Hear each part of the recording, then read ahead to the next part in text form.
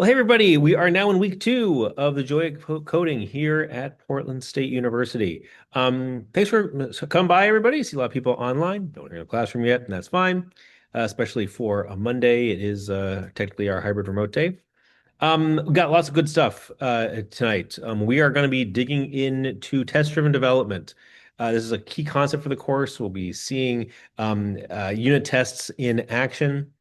We'll be working with a simple program that models a student. We're really going to start to see more of a Java program as opposed to the koans, where just little Java pieces parts. So lots of good stuff today. There'll be an opportunity for doing for some interaction among all of you. You'll be doing a group activity together, which will help and inform what it is that we develop with TDD. But before we dive into that, I just wanted to check in with everybody, see how things have been going so far in the course, how last week treated you. So as you'll recall, we started out with sort of we're looking at the syllabus, but we also started working with a GitHub repository that held all of our holds that will hold all of our code, all the code that you'll write in the course. And then last Wednesday, we dove into the first assignment, the first project, which is the Java koans.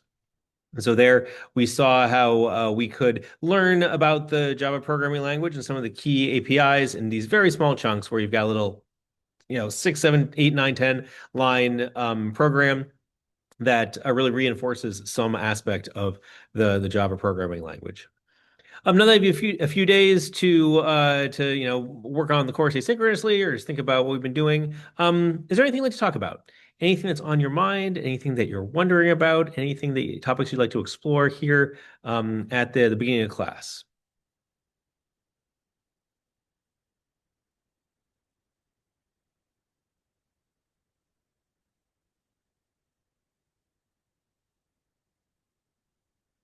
How are people doing with the koans? Have you been able to make some progress there? Has there been anything good? Thanks. Some thumbs up. Um, Anything surprising there? Anything that that maybe was a little bit harder than you thought, or something where maybe it's still a little unclear, even though maybe you got the koan to pass?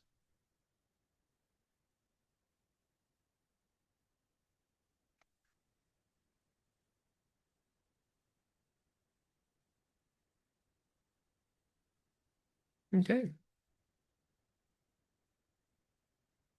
Good, good. Yep. Trevor says, yeah, he's made some good progress. 25% done. Pretty easy so far.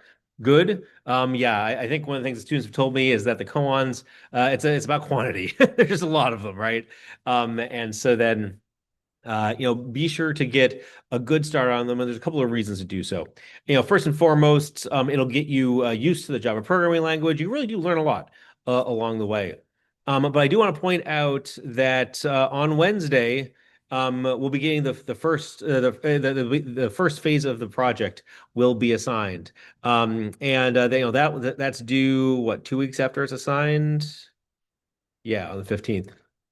Um, so, one of the things about this course is that there's one project assigned every week. And in the summer, especially with the 8-week course, things are a little compressed. So you'll have some overlap in the assignments. And again, what students told me is that the best approach that they have is to start in on early on the projects, and so they can feel really confident in the one that's due next, as they start the one that's due after that.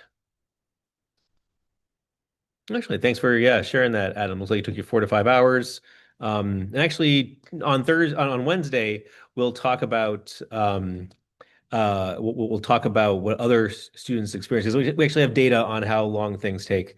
Because when we talk about the how to submit program, sorry, how to submit your projects, we'll see that there is a way for you to provide an estimate for about how long it took you to do the projects. And so then, actually, if you scroll down the README on your repository, you'll see the data from previous terms. But nice. What else would you like me to know? Any observations, feedback, questions, ideas that you'd like to share?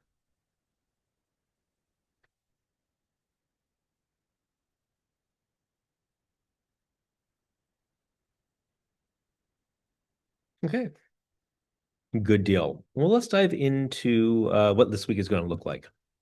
So then let's see here. Tonight is the 29th. Like I said, we'll be doing test-driven development.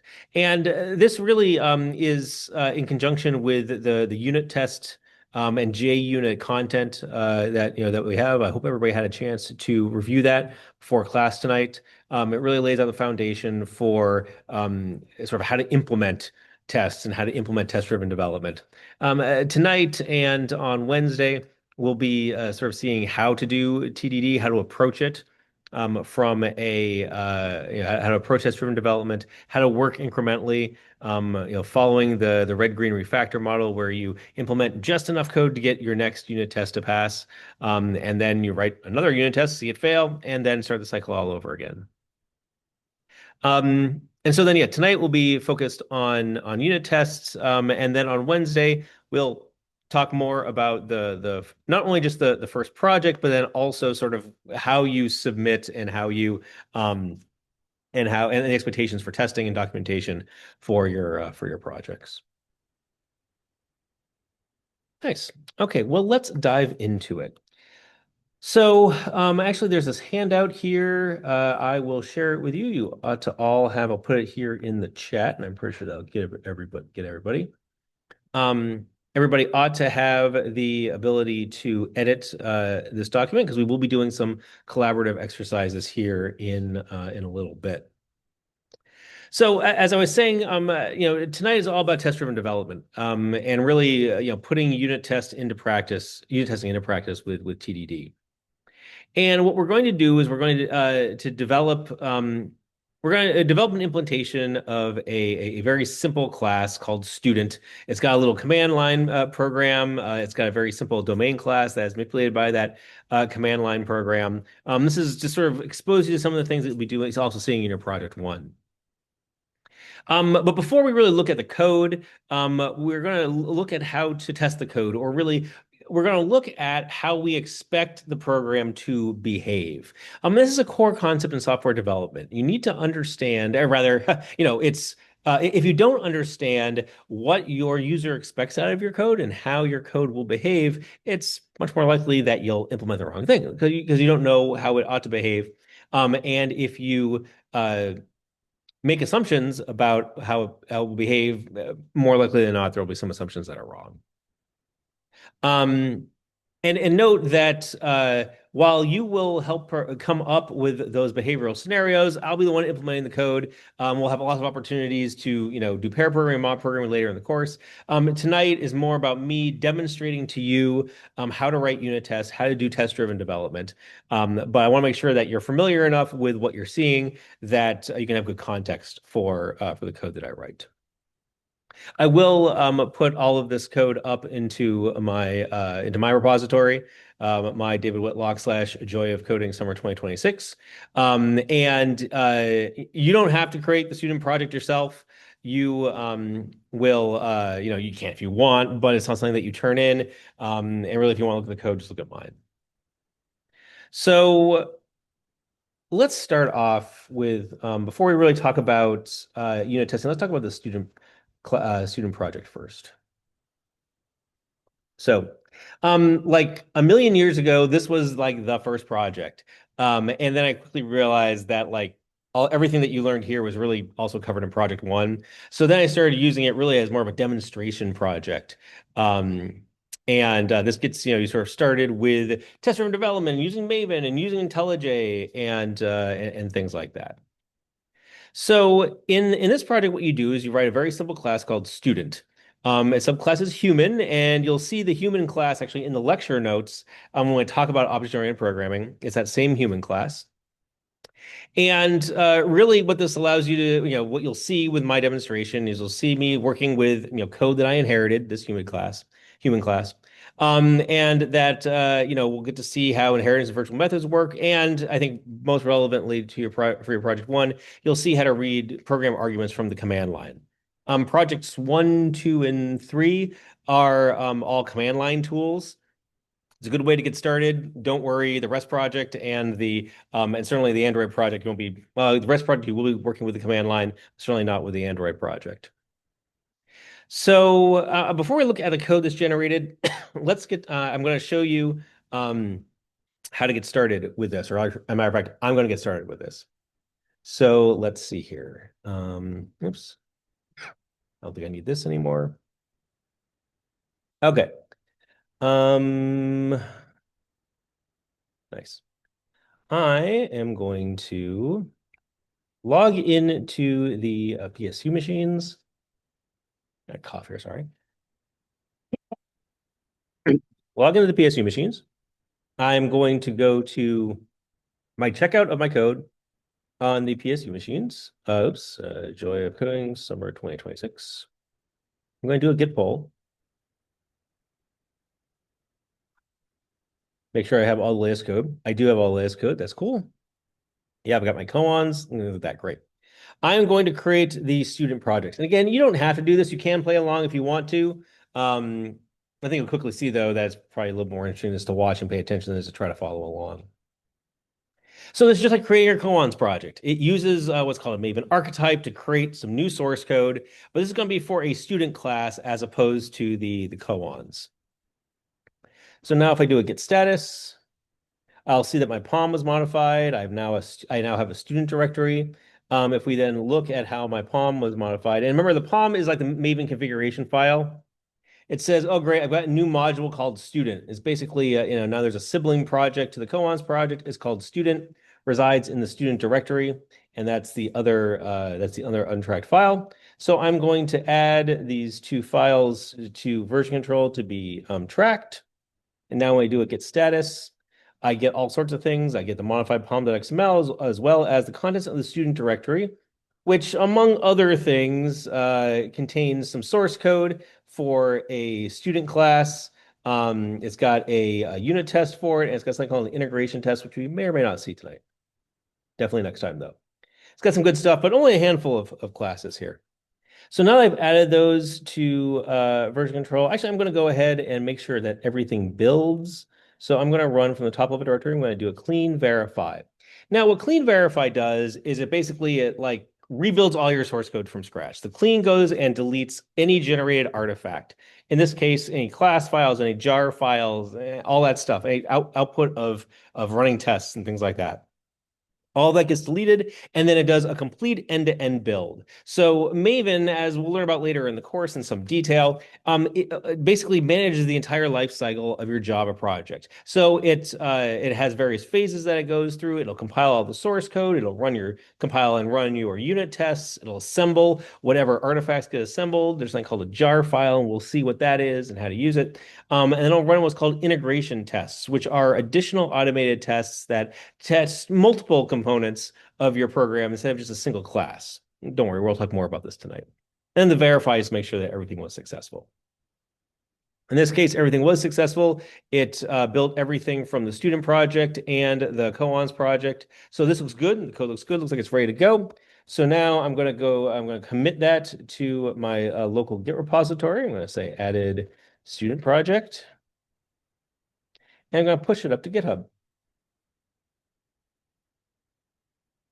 Oops, I'm going to type my password right. Nice.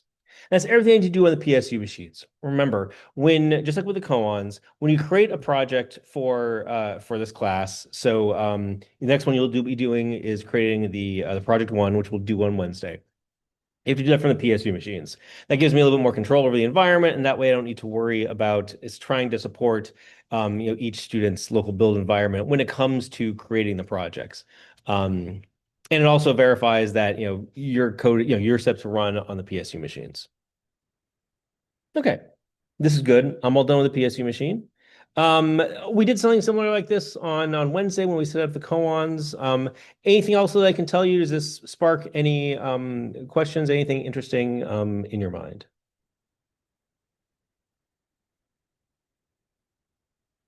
Oh, you know what? I did not send a link to everybody in the meeting. I apologize. I said Trevor. There we go. Everybody good? Okay. Excellent. So let's move on. So I've created the student project. I have pushed it up to GitHub. I'm going to log out of the PSU machine. And I'm going to go over to IntelliJ next. Okay, here is IntelliJ. And let's see here. Right now, I'm looking at some koans code, which actually isn't super interesting. I don't want to do koans right now. So I'm just going to go and close all tabs. Now, up here, I've got this menu, which is all about Git. And it's talking about saying that I have the main branch checked out, and it's got a little blue arrow. And when you hover over, it says some incoming changes are not fetched, which is true. I've made some changes and pushed them to GitHub, but I haven't pulled them down to my local repository. And so if I say get, you can do pull, but I like to do update project. It fetches branches. It's a little bit more holistic. So I like to run update project.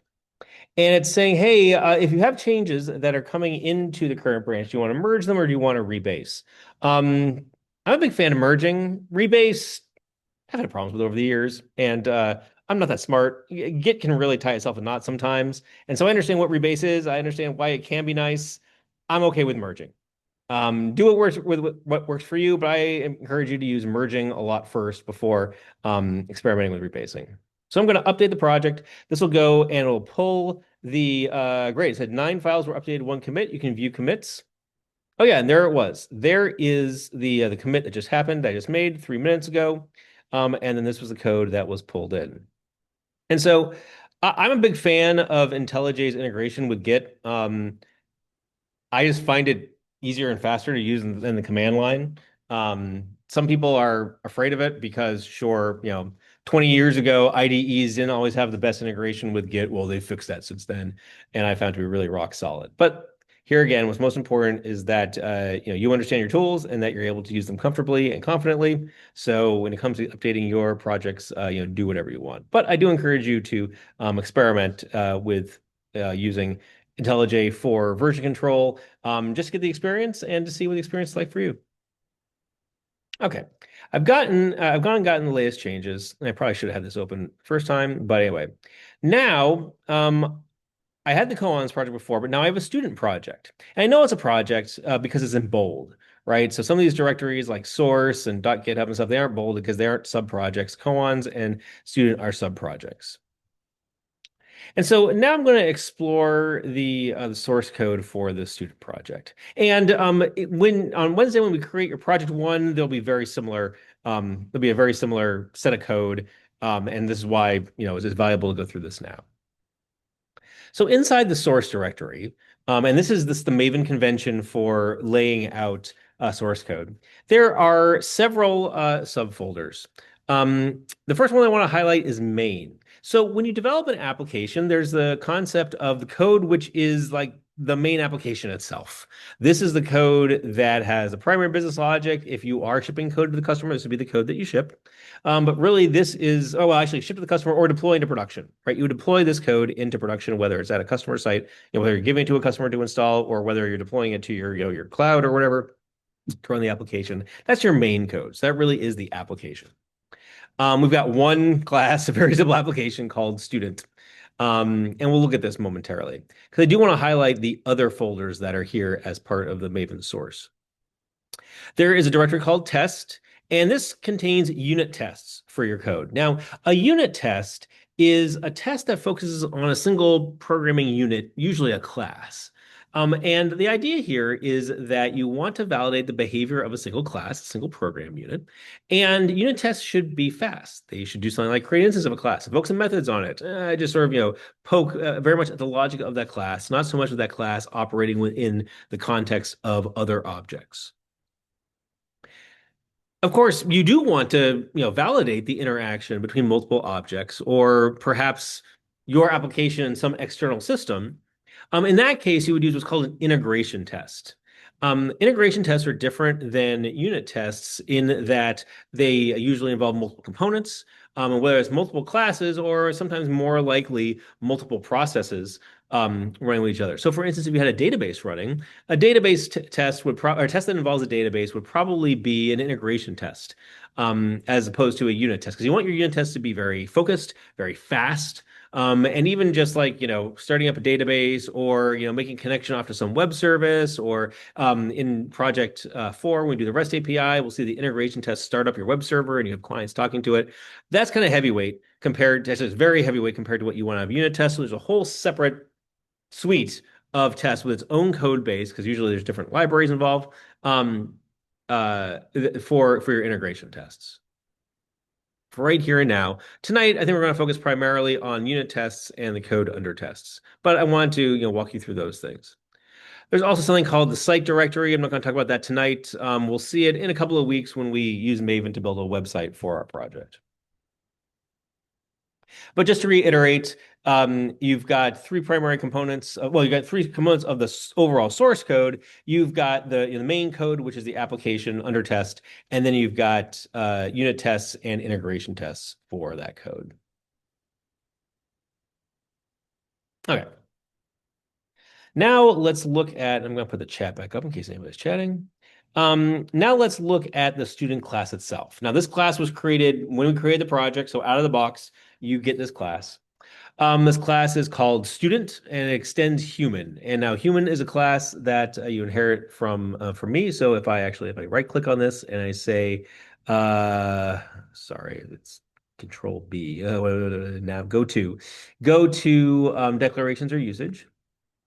It'll open up the human class. Now, interestingly enough, as you'll see down here in the bottom left, IntelliJ is telling you the human class is actually coming from a different jar file. So a jar file is called a Java archive. It's not like a tar file in Unix, where it's really just a file that contains other files. So it's like a zip file, but it's a different format and it doesn't have to be zipped. It originally wasn't like back in the 70s, right? Anyway, so with a Java program, you have the code that you write, and then there's the code that you depend on.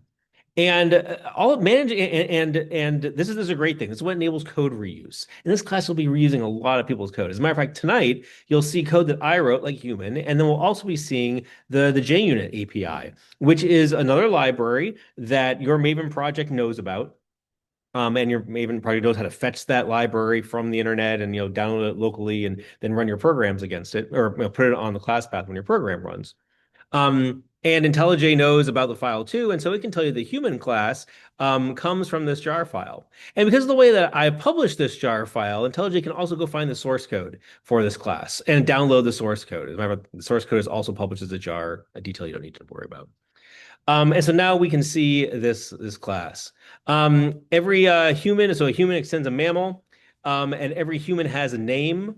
And the way this works is that, and every human has a says method, which actually I think is inherited ultimately from a class called animal. Yeah, there it is. And every animal has a says method. It says something. If you watch the lecture about object-oriented programming, I go into this in a bunch of detail. The whole idea here is that it's meant to talk about class hierarchies, abstract methods, a method overriding, things like that.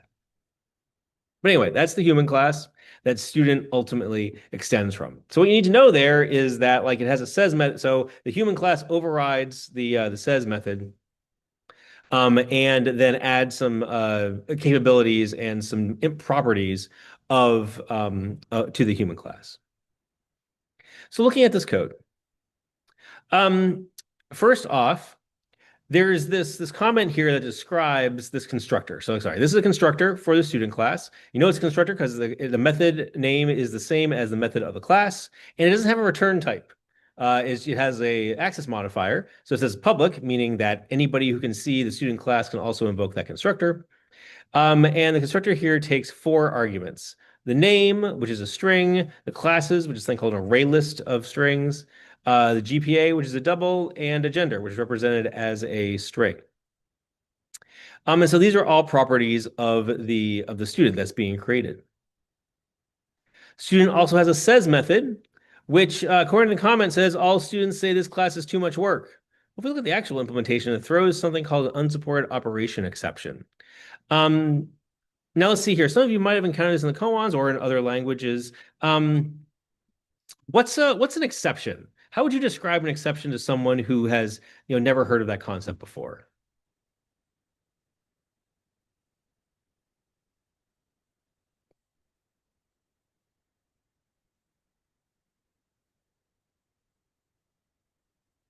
Anybody want to posit a definition of an exception?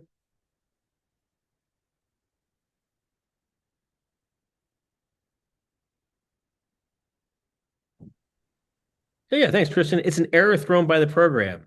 Yes. And what does it mean to throw an error, though?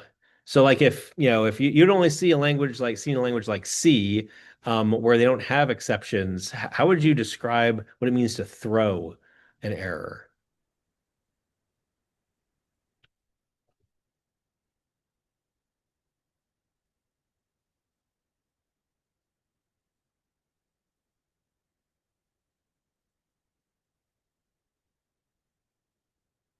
Yeah, it can get caught by a different function and handled a certain way. Yeah, that's exactly it. So I guess the way I would, yeah, versus printing standard error. Great, excellent. Yeah, and so then the cool thing about an exception is that when something unexpected happens in your program, you can convey that fact by representing the unexpected situation, the error, in an object.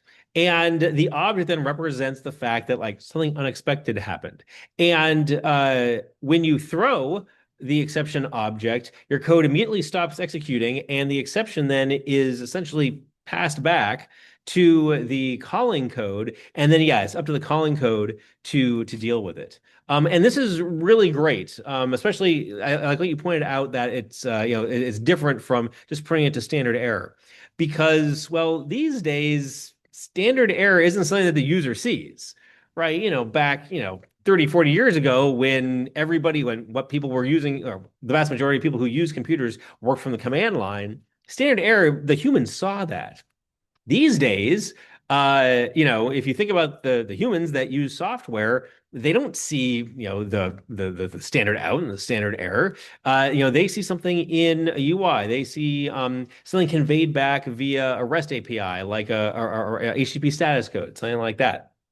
And so then languages needed to be more flexible in terms of how they conveyed an unexpected or erroneous state, and that's why they have exceptions. Excellent. And so as you can see, the says method throws an unsupported operating exception. The toString method. So the toString method returns a string that describes the student. It too throws an unsupported operation exception. And then there's something called the main method. Now, the main method is where program execution starts. It's just like a main method in C or C++. And and so then it takes so the main method though is provided is when it's invoked from the JVM. The JVM provides it the command line arguments that the user passes on the command line. And so let me show you actually how that's what happens there. So notice that what the main method does right now is it calls system.error.println, which is Java's way of printing a line of printing a string to standard error. So it's called system.error. So I am going to go back to my command line. I'm going to go to my student class. Oops. I'm going to go to my student class. And let's see here. I need to build the project because I haven't built the project yet on my local machine. So I'm going to say Maven W. Maven W is a script I think we've seen it before, which is the Maven wrapper. This is the thing that invokes the command line, that invokes Maven. You use this wrapper so that it'll automatically download all the bits that it needs to run Maven, so you don't have to install it yourself. It's actually a very nice convenience. And we are going to say Maven. We did the clean before. We probably need to do a clean. Well, we can do a clean here. Let's do Maven clean verify. Maven clean verify is like just do everything end to end. And this is good. I can make sure that everything works here on my local machine. The build was successful. And so that everything works. And let's take a look at what this did. Now, when Maven builds stuff, it puts the build artifacts in a directory called target. I don't know why it's called target. But this is what Maven creates, all sorts of stuff. It'll create your class files for the student class. And so right as you probably learned about in the lecture, when Java source code is compiled, it's compiled in these binary class files that run on the Java virtual machine. It's platform independent, so you can compile it once and then run it on any Java virtual machine. It also created a file called student 1.0.0.jar. And this is the jar file that contains all of the artifacts for the for the program. So, oops, not jet, jar. So I run this. Oh boy, it's huge. I'm going to put it into less. That's right. So, what this is that I'm sort of doing, I'm bringing a manifest of everything that's in the jar. Actually, it includes a whole bunch of stuff because this jar includes all of the dependencies, so everything's all in one artifact. So it takes all the dependencies that the code needs and plucks it all in there. So it's got everything from like all my example code. This probably isn't ideal, but you can see it does have the student class file, so that's in there, as well as some information about the artifact. This is probably the most interesting part, although it also has the human class. Yep. So it's got human. And so it's got all of the code that it needs. So that's what's in the jar file. Now, this jar file is called is what's called an executable jar file, which means that you can do the following. You can run Java, which runs the Java virtual machine with the -jar option, and then you provide it the jar whose main method, well, the executable jar. Let's see here, student, a jar. And when you do this, when you run the Java command, say -jar target/student, and then the name of the jar file, student-1.0.0.jar, it'll run the main method of the student class. We've told through Maven, we've told it that this is the main class for the jar file. Please run its main method. And as you can see, just as you expect, it prints out missing required student information. So what we just did there is we ran a main method in Java. This is probably a little different than we might have seen previously in Java. So I just wanted to pause here for any additional conversations that you'd like to have about what you just saw in terms of building the program and running the main method by doing java-jar for the executable jar.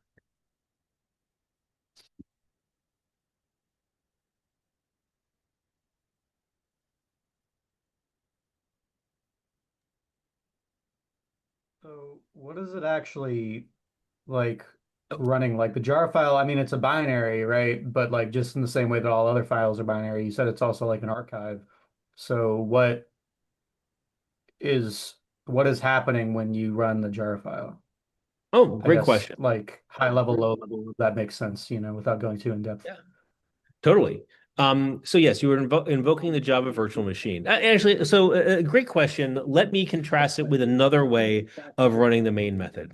So I'd say like, the older way or a different way is to run Java with a -class path command, and then you can put the jar on the class path. Um, and then you have the name, the fully qualified name of the class, which is this whole thing.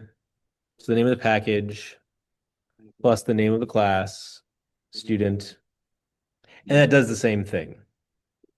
Um, and so as you can see, though, the nice thing about this is that all you need to know is the name of the jar file. You don't need to know the name of the main class.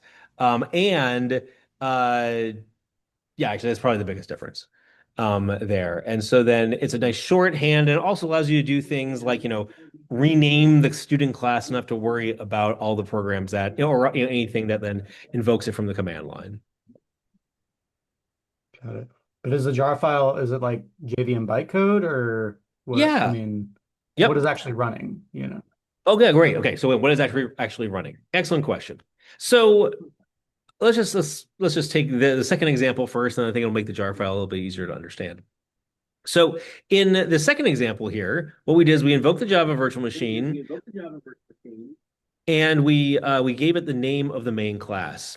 And in order for it to, and if we don't, and if we just do this, I'm gonna clear the screen here. So if we just run Java and the name of the class, it's going to say, well, I couldn't find the class file for edupdx joy Whitlock student because it doesn't know where to look for that .class file. And so then one thing, and so we need to specify the class path. Okay. So the class path tells the Java virtual machine, here's where to look for classes. Now, if we go and look in the target/classes directory, we'll see that there is a class file for it. And so then we could put just the root of that directory, which is the way it works, on the class path, and then it would go and look for a class file in the class path in the edu pdxcs joy whitlock directory called student.class. Actually, let's just go do that there. That student.class is there. And so then what you do is you provide the root of the class path and then the name of the class. So let's run this. And so it says, well, it still couldn't load the student class because it couldn't find the human class. And the reason it needs the human class is because that's the superclass for student. It needs to go find that. And as it turns out, human is actually in that other jar, right? As we saw a couple of minutes ago, when we go to the human class, it's often this examples 1.4.1.jar, which on my local file system lives off in Maven world and Maven repository. And it's like, putting together the class path is like a really kind of onerous thing to do in Java without some tools, without some help. And so then that's why this executable jar comes in so handy. So the executable jar, if we go back and we look at the contents by using jar tf, which is like table of contents for a file, and then target, and then you say student 1.o.jar. Let's take a look to see what's in this jar file. This jar file contains all sorts of stuff, including the class file for the student class. That's good. And it also contains all this other stuff that I've included here, including the human class. So this jar file is, what's the word I'm looking for? It's a Mondo jar file. It's got like all the dependencies in it. And that's the thing that you can do with Maven really easily is you put all the classes you could possibly need and actually a whole lot more, right? You're not going to need the duck class in here. You're not going to need the generics and legacy 2 class.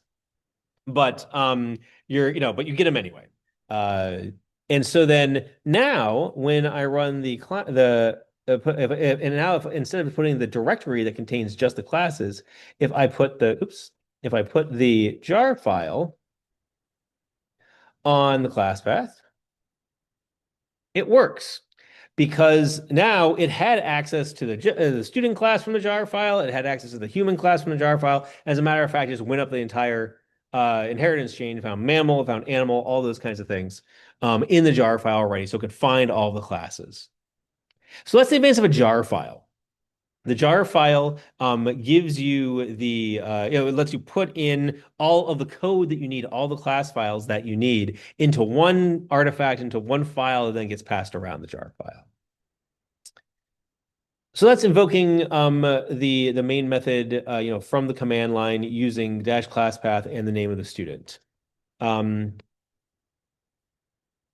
do you think about that? That makes sense. And is there anything? And before I talk more about the executable jar, though, but it's sort of the concept of a jar file, is there anything else you'd like to discuss or explore? I mean, maybe, but I don't want to run class too off track. I was Yeah, that's my just, fault. I mean, I guess I don't know. Yeah. I'm just curious about like, so it's an executable, or I mean, is it because it's finding all of these classes? So is Yeah. it like, is it It's JIT like compilation, yeah, or okay. is it itself an executable? Great question. The jar file itself is not executable. You can't say Okay, gotcha. You can't just run it, obviously. that's interesting. But is it bytecode or It is like JVM a bytecode? tar file essentially of right, that's yeah, it's not executable, you can't execute it. It's basic it's just yeah, it's like a tar file of class files and other things. So it's an archive, it's like a zip, it's akin to a zip file, it's akin to a tar file. Yeah, it's just a bunch of it's just one file that gloms together a whole bunch of other files, and the JVM knows how to read it. I think that's the unique Okay. properties of it. The JVM, it's a file format that the JVM is very familiar with. As a matter of fact, can we tar it these days? I don't remember. There was a time, I think, where this was compatible. Oh, it does. Great. It is a tar archive. You can use the tar utility on it. Neat. Yeah. So anyway, so that's what a jar file is. a bunch of class files all glommed together. Oh yeah, and Adam points out that yeah, there's not much in the way of obfuscation when it comes to bytecode. Um, and so yeah, it's pretty easy. It's quite easy to decompile Java class files. Just one more thing that I wanted to show though. So then this is we ran from the class path with the jar file. But here we have to put in the name of the main class. If we look in, let's see here, let's do the jar again. And I want to look at this entry called metainf.manifest. So I'm going to extract that real quick. I'm going to say jar extract from file student.jar, and I want that entry metainf.manifest, and I went and wrote it in the metainf manifest directory and file. This manifest basically describes some metadata about the jar file itself. It's got a bunch of information about it, like what version of Java, the language it uses, what JDK was built with. The important thing here is this main class entry. The main class entry in this manifest, this is the convention by which you specify that this is an executable jar, meaning that the main method or the main method of the student class is the one that's going to be invoked when you send it to java-jar. And the contents of this manifest are actually controlled by Maven. Okay, like now I'm diving too deep. We'll see that in a couple of weeks. So, I just wanted to spend a few minutes here talking about what a jar file is all about. It's a pretty important concept. Do you need to know all these details? Probably not. What you do need to know, though, is that you can invoke the main method of your programs by, oops, I'm in the wrong directory. Jar targets / student.jar. And this will run the main method. Nice. Okay. Yeah, that was a bit of a diversion, but I'm glad we took it. So that's the way that this student the student works. This is the main class. It's got a lot of things that haven't been implemented yet. It's got this main method that you can invoke from the command line using java-jar. So that's the main source code. Let's now look at the student test. Okay, so this is a unit test. So the whole idea here is that by convention, a testing class called student test will test the student class.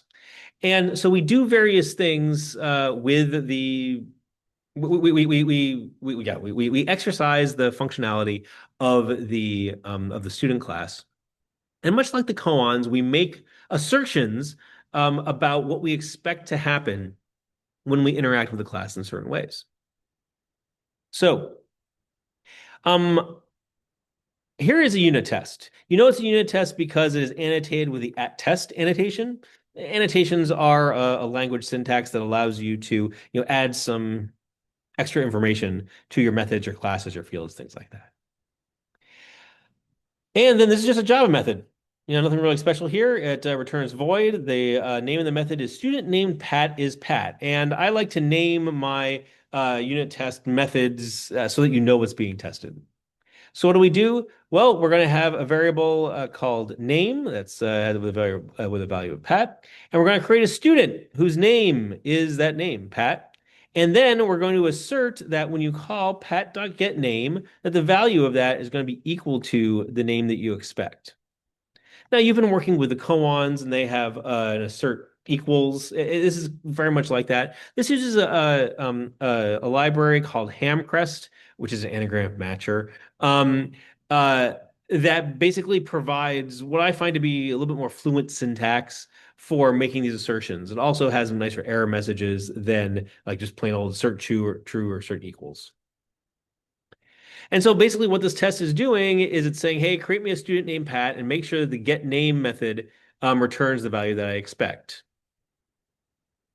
So this is some Java code. And in order to run the tests, you can run the tests in a couple of ways. You can run it from the command line using Maven. So you can say Maven W. If you say Maven W test, this will run the testing phase of Maven, which actually was also run previously when we did a verify. And look, it says, great, I ran student test. That's this class over here. And there was one test run, no failures. Everybody's happy with student tests, so everything ran there. Um, I think it's so you can run it from Maven. IntelliJ has really great support for JUnit, and so you can run the test really easily inside of IntelliJ. And the way that you do that is by clicking on this play button here in the margin. You've got various things, but we can take some look at those later. You can say run this student test. The student name Pat is Pat test. It went and it launched and ran that test. It gives you a nice little visual output. So you can see that, yes, green check marks all around, lots of green, everything passed. And so those are the fundamentals of writing tests and writing code under test in for the student class. You've got two Java classes in different directories. You've got the student class, which is the code that is under test, and then you've got the student test, which is where your unit tests go that will exercise the behavior of the student class. So those are the core concepts in the code. Is there anything else that I can tell you about that before we turn our attention back to that handout?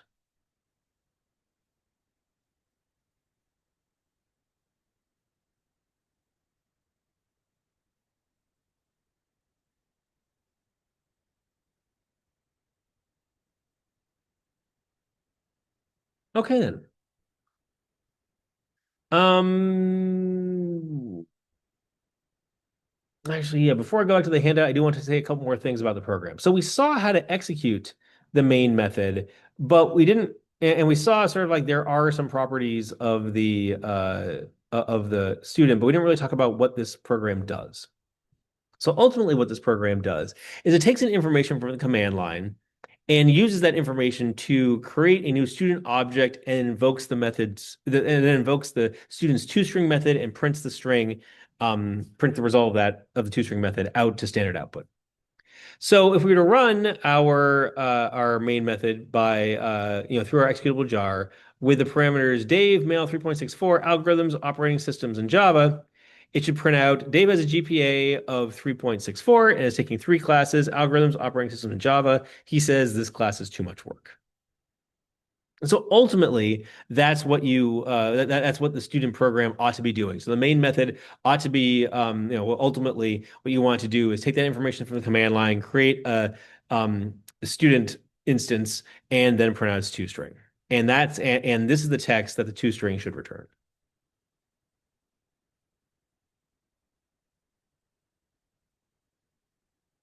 Okay, so that's what the program ought to do.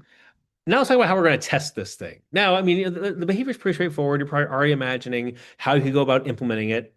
That's fine and that's good. But tonight we're going to begin learning about and exercising the discipline of test-driven development.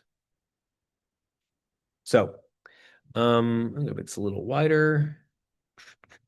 Oh, there we go. So much better. So now that we've seen what the student project is all about, this is the code that we're going to be developing. Let's talk about how we're going to test it. Now, there is a tool called Given When Then that I really like when it comes to describing the expected behavior of a system program. And the idea is that you can describe certain behavioral scenarios, basically how the program ought to behave under certain conditions, with three categories of descriptors, given when then. Given is the initial context that the program starts in. It's really any prerequisites, any setup, if you will, that you need to do. I don't know, kind of in our example over here in our unit test, I think the setup here is really creating this student called Pat. So that's sort of like the given. Okay, great. Given I have a student whose name is Pat. The when is the behavior that really triggers the scenario. It's like, hey, here's what I'm testing out. Here's what I'm doing. In this case, what I'm testing out is the invocation of get name on Pat. It's like, hey, listen, given I have a student named Pat, when I invoke Pat's get name method, then I expect something to happen. And this is the outcome of your behavior. So it's whatever changes, whatever's output, whatever it is, whatever happens there. And then, in this case, it's like, yeah, then I expect that the result of get name is equal to name. The syntax here doesn't exactly match that, but conceptually, this is what we're doing here. So we're describing this very simple scenario that, listen, a student named Pat is named Pat, using that given when then. So again, the given is the initial context, the when is the behavior that is under test, the then is the validated expectation of what happens when you perform that action. And the nice thing about given when then is that you explain it in English. And this is, of course, good and helpful for people who, don't read code. But it's also really helpful for you to be able to just express, what it is that you're trying to do. Oh, saw a question. Okay, yeah. Oh, thanks. Thanks, Trevor, for switching back to your PC. Hopefully you made it home okay. Um, so this allows you to express your expectations in English. Now, there are a bunch of tools. Popular ones are like Cucumber or JBehave that actually allow you to, write a text file that has the given when then, and it'll execute it. You need to give it some like framework in order to do it and things like that. Really neat. But kind of beyond the scope of this class. Instead, what we're just going to be doing is brainstorming, in some tables on in a Google Doc, brainstorming some situations and some scenarios, and then we'll implement them using JUnit and Hamcrest. Now, I want to point you at I'll give credit where credit is due on this stuff. Dan Terhorst North is really credited for developing Given When Then as part of what he christened as behavior-driven development. A really interesting topic. I encourage you to read up on it sometime. And if you want to learn more about it, there's another really great resource from Martin Fowler. So, what do you think about this given when then concept? Has anybody encountered this before? Is this familiar to anybody?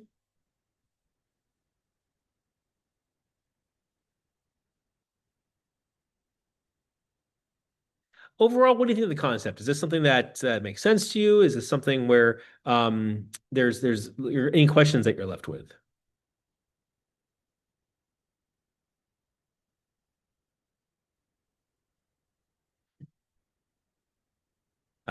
Tristan has seen some people at work use this syntax. If you wouldn't mind, Tristan, what did you think about it? Was it effective at your work? Was there anything that maybe that now you've seen a little bit more of a formal definition of it that piques your interest or makes you realize that what you saw at work maybe wasn't that effective after all?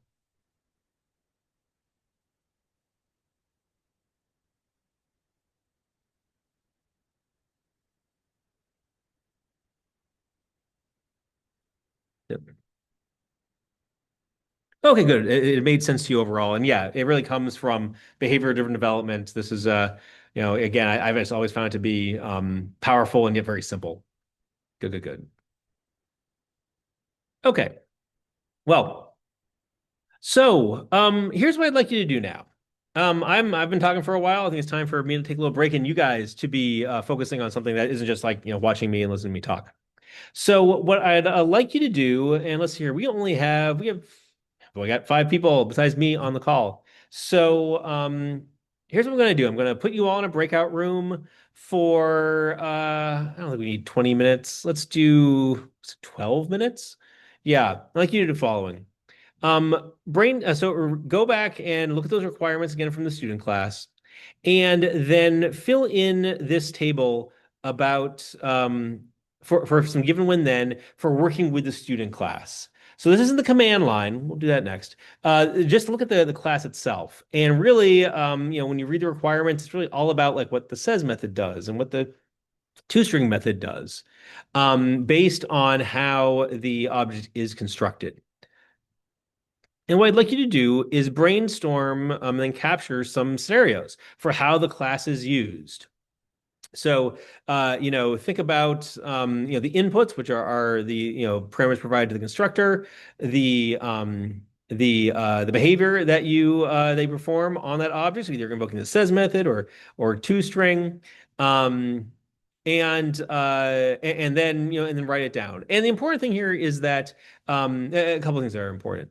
Actually, we're all going to just focus since there's only folks on the call. We're only just going to focus on this first part, which is the scenarios for the student class. We'll come back and do the scenarios for the command line program at a different time. Note that please refrain from talking about the implementation. Really, we're talking about the expected behavior, right? And so then if you find yourself like veering off into implementation land, just like write it down on a piece of paper and know that you can always come back to it later. Trust me, we'll be coming back to it in plenty of time, shortly enough. Really just instead focus on, what outputs arise from these inputs. And please talk with each other, right? This is meant to be a brainstorming exercise. Don't be quiet, don't be silent. Instead, yeah, sure, people can, put down any scenarios that they want, but talk with each other and come up with good ideas. Talk about where things might be, people might have similar ideas and people might have different ideas. And so we'll do that for, like I said, 12 minutes. And then when we reconvene, we'll start implementing some of these scenarios as unit tests. And we'll do the command line program one's integration tests later, probably on Wednesday. So first, though, just to show you what's up, I want to run through a couple that I pre-populated with.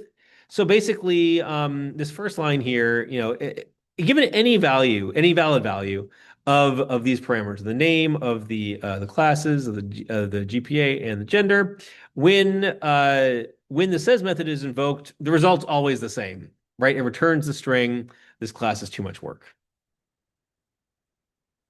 Here's another scenario, and this one comes directly from the assignment, right? That is sort of like this scenario right here.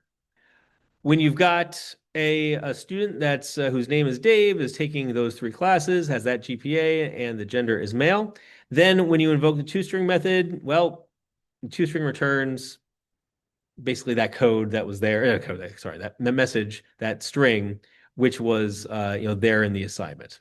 This is kind of like an ultimate end-to-end fully functional test. Is there a particular scenario or a particular test case that comes to one of your minds? Something that whose behavior you want to make sure that we codify and that we test to make sure that the program behaves as you expect. So, like, what would be the first test scenario that you'd want to write?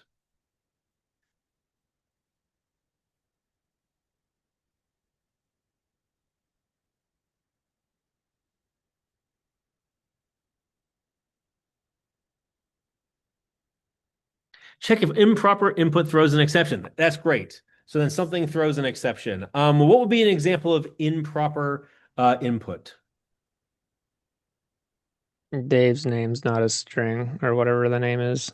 I'm sorry, what was that? Isn't a string? The name or Mm. the gender or the talk or says, whatever they say. Right.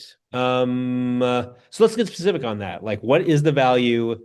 Well, Jillian suggested like an empty string. Great.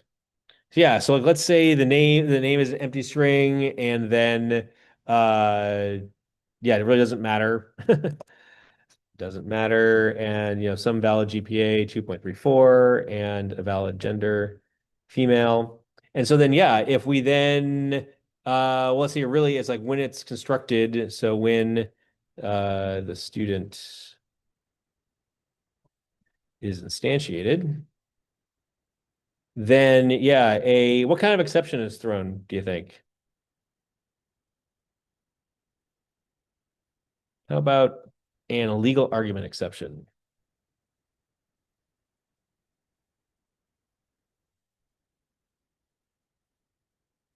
Right. And so this is the way that works, right? You specify over here in the left-hand columns, like, hey, here's the input that we have to the constructor.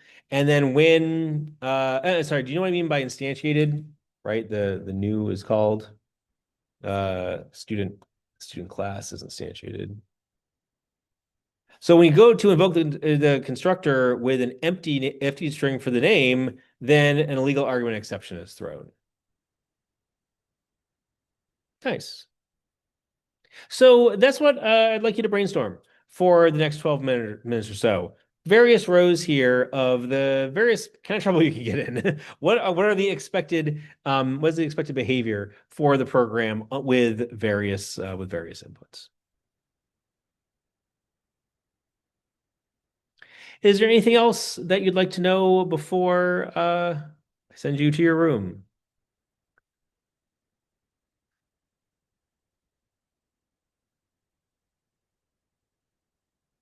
Okay. I am going to put you all in one breakout room and I'll pop my head in for a few minutes just to make sure everything's going okay. But I'll let you get off to start so you can get started without the teacher looking over you. And I'm going to pause the recording. I'll see you in a bit.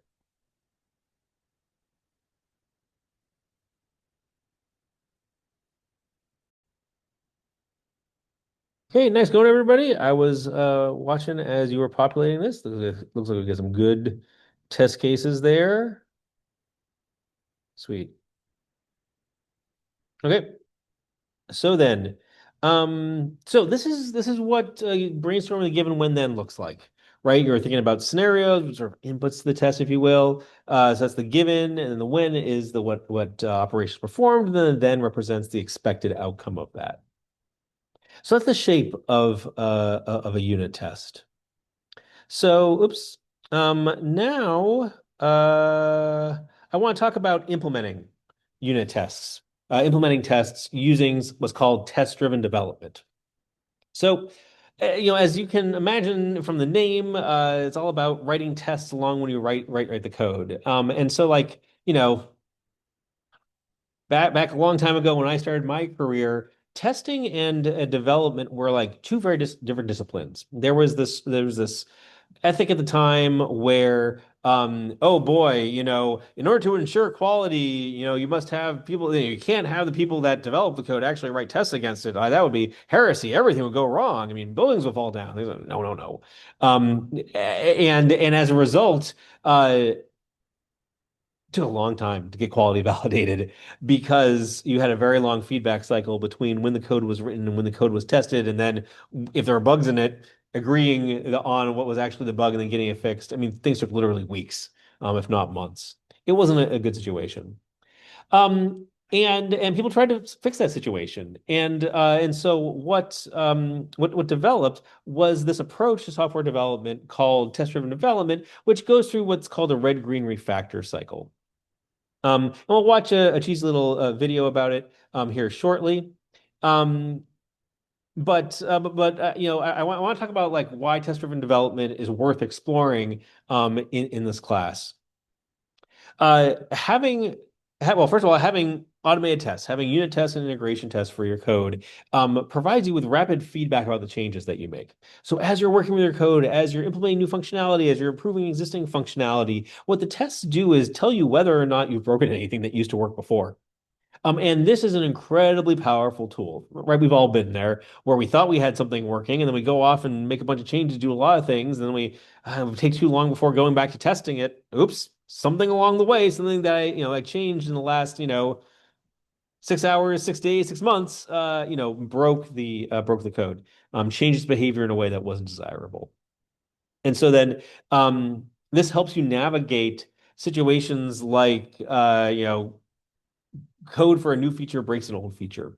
Or if you've got code that you implemented it, but maybe you didn't realize, maybe you didn't do exactly what you expected, right? But not finding that out until later. Also, in a couple of weeks, we'll learn about something called refactoring, which is where you make your code better on the inside. You reorganize things so it's easier to work with. You improve the names of things. You clean up code smells. You can make those changes. They're still changes, and they can introduce bugs. And without sort of like that feedback loop of the automated tests, it's easier to do things incorrectly or things that have unintended consequences. And also, this can lead if you don't get the feedback, if you don't have validation that what you're doing is the right thing, you can waste a lot of time by building something that ultimately doesn't solve the problem that's meant to solve. And so, the reality is that, yeah, everybody writes bugs in their code. And but I found the best engineers write bugs that have a very short lifetime. And ideally, you want to find the bugs before anybody else does. And this is especially true when you're starting out in your careers. This is why, gosh, I wish I had, test-driven development, or I wish I knew about this ethic when I started my career. Because I mean, there were a couple of times early on in those, first few months of being a professional developer where it's like, oh, I thought I was right, and then I, have someone else use it, and they're like, it falls over right away. What's wrong here? It's like, oh, I didn't think about that. Yeah, right. Okay, good deal. I go back and fix it. And I had written that code like 3 days earlier, and didn't realize there was a bug in it. So, the whole idea is that test-driven development helps create code that is correct today and will remain correct in the future. And so then there are, a couple of, very simple rules. One is that if for test-driven development, you're not allowed to write any production codes that course the code in that source directory, SRC directory, unless it makes a failing unit test pass. And so what this means is that you write your test first, and you write just enough of it so that the code will compile and run, but you expect it to fail the first time. This is actually a super powerful concept because it reinforces that your code, the code in its current state behaves as expectedly. And in this case, because it hasn't been implemented yet, it should fail. So you want to see it fail. You want to see the test go red, and that's why the first cycle in the red green refactor is red. So, right, you write a failing test, very simple, but still useful, still validates something, and see it fail. And again, like you want to keep your unit test minimal. You don't want to have like a 400-line unit test. Instead, you want to say just focus on one piece of functionality and only write as much unit test as necessary for it to exercise a scenario and see it fail. And you can count compilation failures as failures, although I usually like to see things compile and run. So the compilation failures don't last very long. And again, you don't write any more code, any more production code than is sufficient to pass the one failing test. And as you'll see, this can feel really awkward at first. You can be like, but I know exactly how to implement it. Yep, good for you. Gold star, write it down and come back to it later. Because what we're developing here, what you'll see me do is work within the discipline of test-driven development, so that you take little baby steps along the way and you validate at every step that everything works the way that you expect. And you know it does because you've codified your expectations in code in the unit tests. So again, we follow that red-green refactor development cycle. Oops. Which one of these is the Uncle Bob video? Not okay, it's Jim Short. Okay. Red-green refactor is all about the following. You start out and you write a failing test, you see it fail. Green is then, okay, great, you've got a failing test. This is good. Now I want to make it passing. And so then you write the code, the production code that makes the test pass, and only just enough to make that current test pass. Resist the urge to write more tests and write more code, which isn't tested, because then it's more difficult to go back and write a test afterwards. And then once you've got your one test passing, that's your opportunity to refactor. And like I said, we'll talk more about refactoring later, but the whole idea is you go back and look at your code. It's like, can anything be improved? Oh, have I, introduced duplicate code? Do the names of the variables make sense? Maybe there's a better way for me to express, the implementation. And then once you do that, you can rerun your tests again to make sure that you haven't changed any of the functionality, because refactoring is not supposed to change functionality. It just changes how that functionality is expressed in the code. And then you continue with the red-green refactor cycle until you can't think of any more tests to implement. And this is how you know when you're done coding, right? How do you know when you're done coding? Right? When you think about your project, maybe the projects do. Okay, I'm done coding. Probably not the best thing. It's not deadline-driven development, right? It is test-driven development.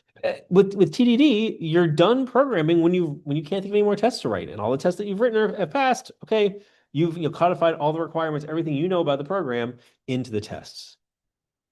And so the whole idea is that you work in very small steps to make sure that along the way, every step along the way, you understand all of your code, and that you validate everything as you go. Yeah, I know this can feel excruciating at times, because where you want to go, and that's good and that's healthy. But boy, when you hit a situation where you don't know where you need to go, or when you get into it and realize like, oh look, there are lots of other opportunities here. I can refactor, I can express things a different way. Having those unit tests help you go a lot faster in the long run. So that's like my introduction to unit tests. I really like this Uncle Bob video about test-driven development. Let's see here. I need to share my screen a different way. Let's see. How do I share audio these days? Share settings. Oh, darn it. Here, I'm going to stop sharing and start sharing again with audio. So I could turn it on after the fact. Maybe I can't. Here we go. Share sound, optimize for video sharing. Here we go. I'm going to turn on the video and I will let you know when you should be hearing something. Do not want to sign in with Google. No audio yet. I'm going to full screen it.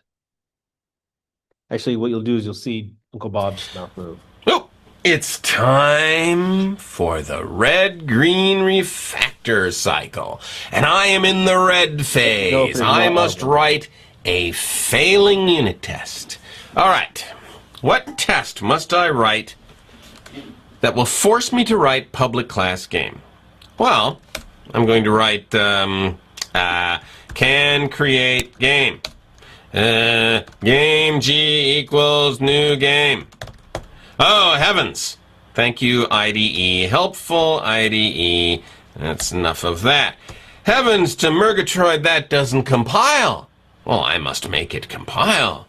So now, I'm going to create the class game. Yes, in the current package, there it is, the class game. And if I go back to my test, oh, look, the test passes. It's time for me to go to the green phase. I am now green.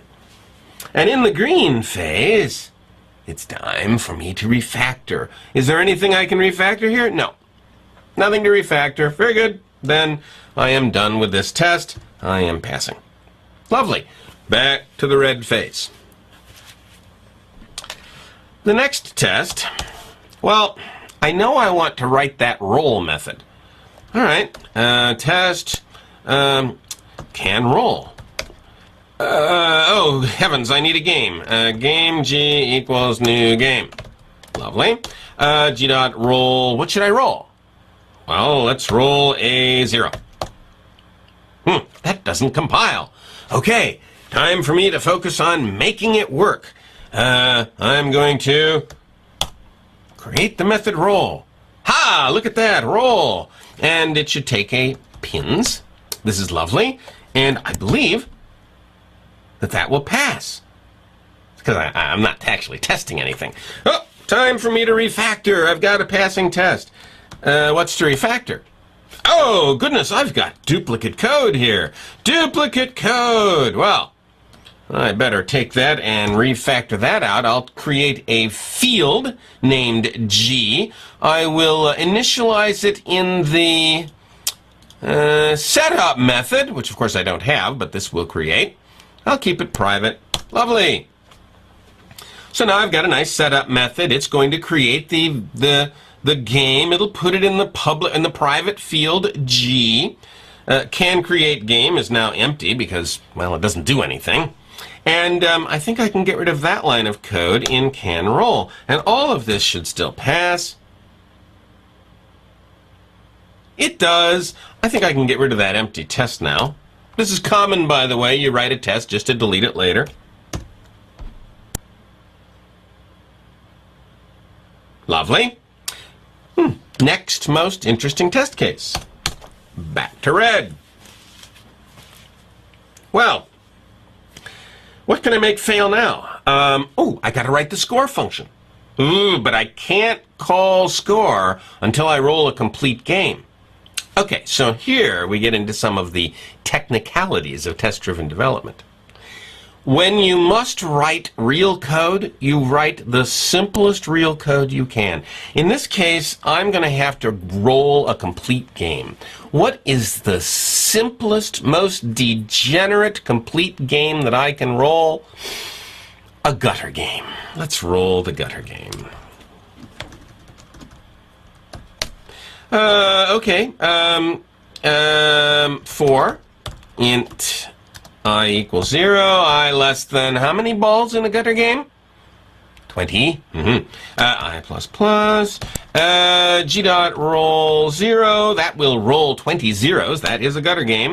And now we will assert that the score is 0. Oh heavens, that doesn't compile. I must make it pass. Excellent. I will make this compile. It should return an int. I'll have it return a -1 because I still want to see it fail. It should fail. Yes, and now I will make it pass by returning a 0. This is stupid, but it's also easy. And I have now seen my test both pass and fail. I know my test works. It cost me nothing, but I now know that my test will fail if I don't get a 0. Well, that was nice. What is the next most interesting test case? Or is there any refactoring to do? No. Next most interesting test case. Okay, and that is it. Happy coding indeed.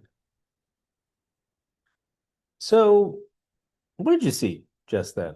I'm going to go back to clear sharing. So, what are some of your observations from that video? What stood out as interesting? What are some of your takeaways? He wasn't making working code. He just wanted something, threw it in there, and then he's like, okay, now I'll make it work after I have it fail.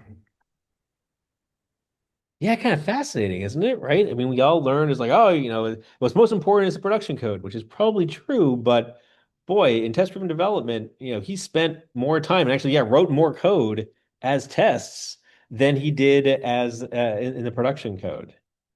Great observation.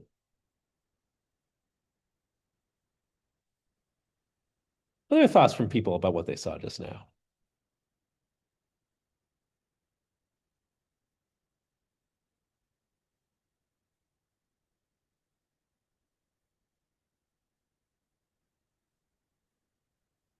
Okay.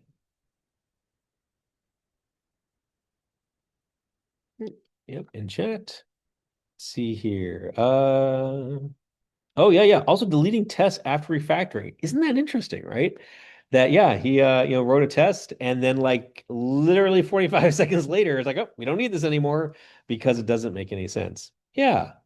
And I think to me that just it drives home the malleability of software, right? I mean, it's like really just so cheap and it's so easy and it's okay.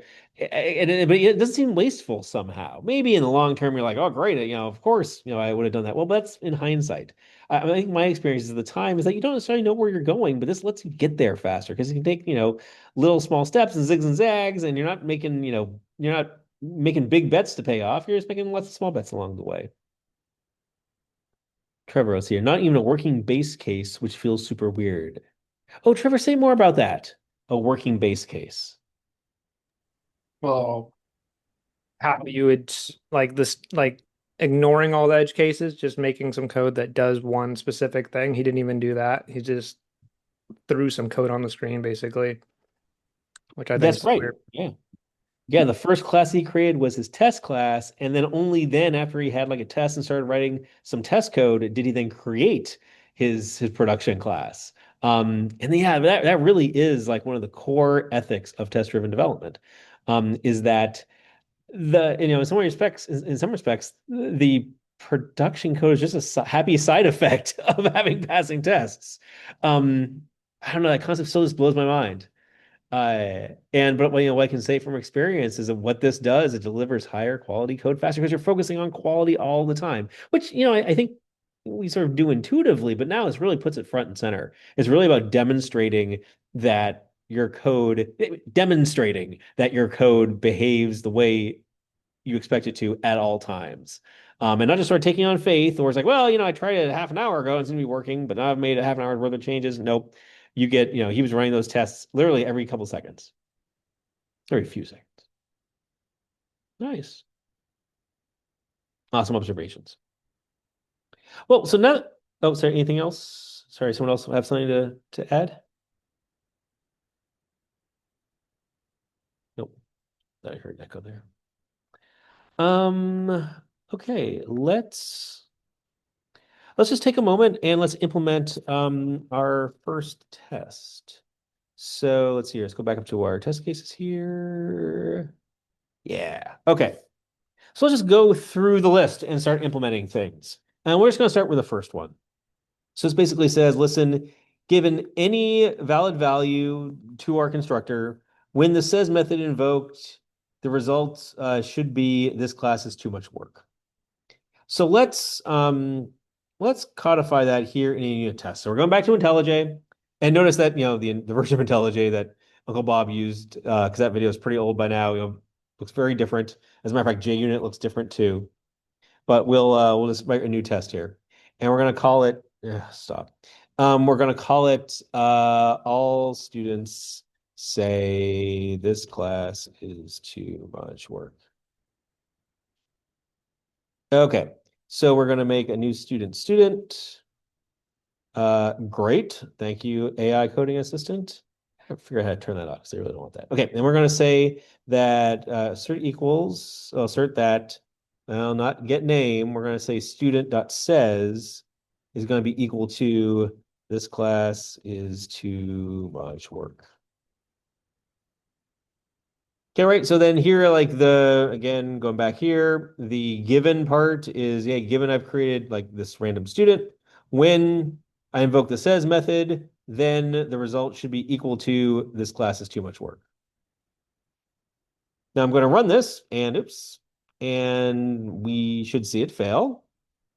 Yep, it turned red, everything lit up red because, oh, right, the says method, and just I can just click on the stack trace down here. The says method throws an unsupported operation exception. So I don't have one of those dumb looking hats like Uncle Bob does, but this is where you would go from the red to the green. Now we want to make it green. So what do we need to do to make this test pass?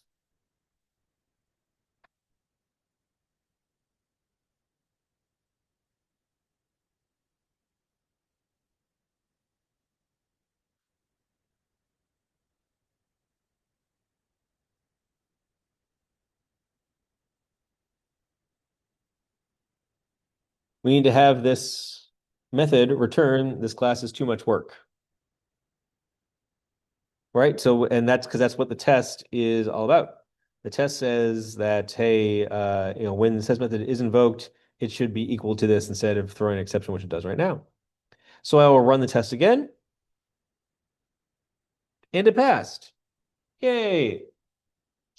So let's see here. So that was it was red, now it's green. Now let's look for an opportunity to refactor. Does anybody see some code that could be refactored?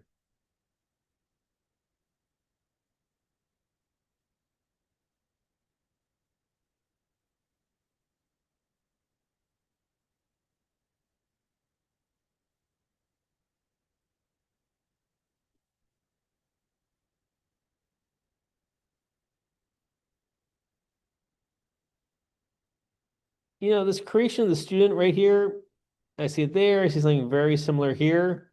I think I want to put that into a method. And so then I'm going to highlight this code. I'm going to use this refactoring to say introduce method. We'll cover this all in detail in a little while. But I'm going to take that code that's highlighted right there, and I'm going to extract a method for it. And I'm going to say create student. Yeah. And it's saying what? No exact duplicates found. We change the method is shown as one more duplicate. So, it's saying, hey, how about you pass in pass in the student name instead, because then we can use it in more places. Sure, that's good. And yes, please replace that other occurrence. Awesome. Now it changed both of those to use a create student method, and instead of calling it Pat. Here, I want to refactor. I want to rename the name of this parameter. Oops, there it was, refactor, rename. And I just want to call it name. Oh, and you know what? I don't want to call it create student. I want to say create student named. So I'm going to refactor, rename right here. And I'm going to call it create student named. And so you see how it updates all the stuff in the code. It updates, the caller methods and things like that. So awesome. So what did we just do there? We replaced two instances of this constructor call with a method called create student named. Oops, create student named is what I wanted.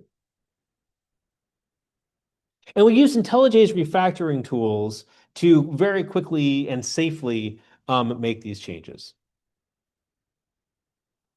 I did my refactoring. I want to make sure that all my tests will pass. So I'm going to run all of the tests in the class now, just to make sure that yep, everything works.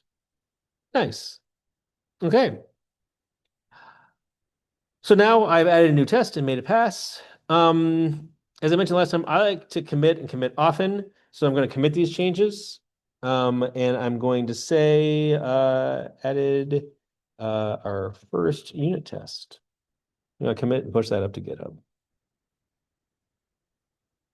Yep.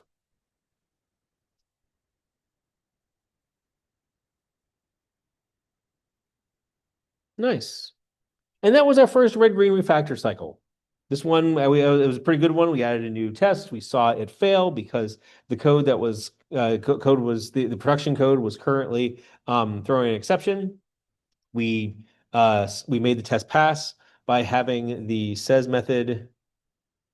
Gonna close this out here. By having the says method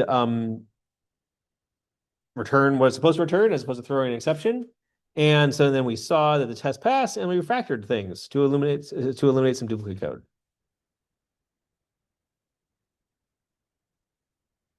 So what did you think of the first red-green refactor cycle? Anything else I can tell you there?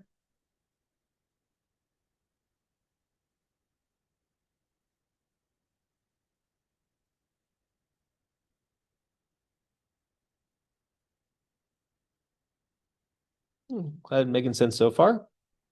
Excellent. Thanks, Jillian. Thanks, Tristan. Okay, let's take a break. We've been all staring at the screen for a while. You've been listening to me talk. Let's take 10 minutes and we'll come back at 7:47 and we'll make the next push through class.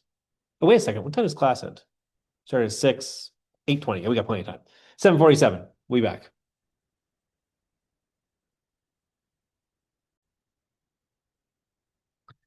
Okay, so tonight we've been learning all about test-driven development, and we're learning about it by doing it. So we started out by studying our little student project right here, and we saw how to create the project. We looked at the code as it came out of the box. We took this kind of nice educational detour about jar files and executable jar files. But ultimately, what we want is a program that takes in command line arguments and writes out the result of the toString method from a student object.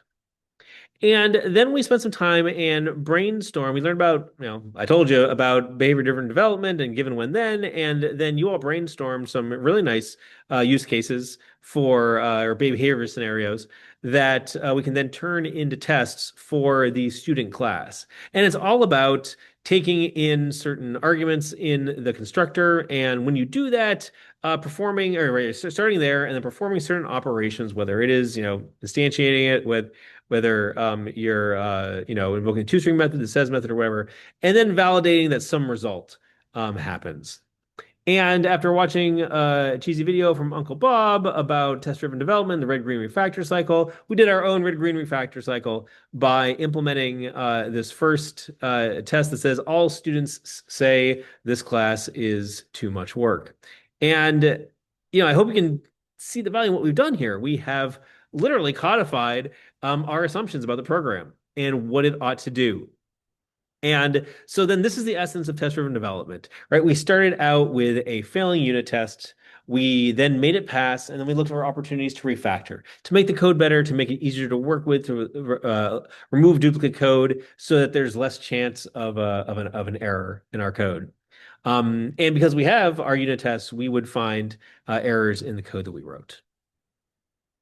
So let's continue on with some more red-green refactor. Let's go back to our test scenarios and just keep going through them. Oops, I have the thing scrolling in the wrong place, but whatever. The second one, okay. Oh yeah, this is kind of like the big end-to-end one. So let's see here. Let's create a new test. Actually, I'm going to move this create student named up a little bit because I was just kind of out of my way. Just going to put it up here at the top. Nice. Okay. We're going to call this, we're just going to call it Dave student. Sorry, Dave student. Okay. Student Dave equals new student. Okay, so this is close, but we really don't want. So let's see here. Here, okay, so Dave is the name. That is true.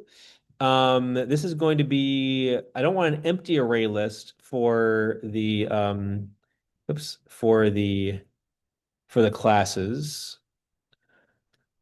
Classes is going to be array list with those things there. So I don't want an array list. I'm going to use a refactor and I'm going to say introduce a variable. And I'm going to call this classes. That's very nice. Thank you, IntelliJ. And here the GPA is 3.64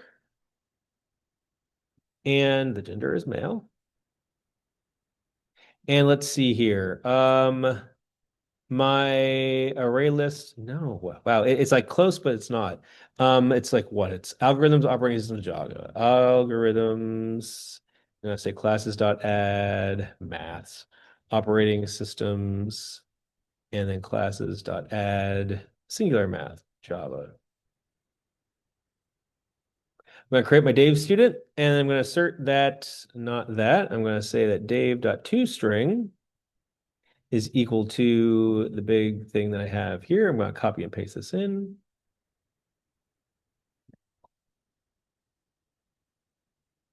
Okay, close, but not so close. And notice what I did when I pasted it. Pasted the entire string. IntelliJ was smart enough to escape the double quotes. That was super nice. That looks right. Has GPA of 64, taking 3 classes, blah, blah, blah, blah, blah, blah, blah, blah, blah. Okay.